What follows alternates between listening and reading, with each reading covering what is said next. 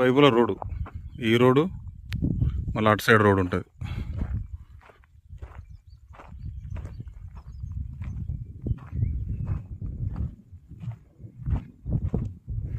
ఈ తోటకైతే చాలా బాగా వర్కౌట్ అవుతుందండి, తోటకే కానీ పొలానికి కానీ.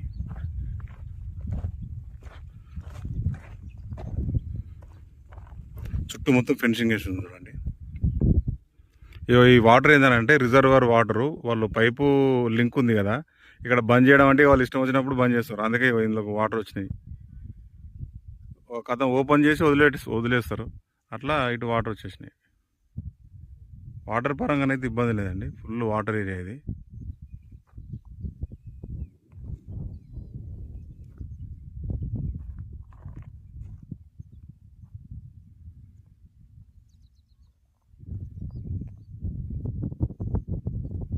ఎకరంన్నర సైట్ ఇది.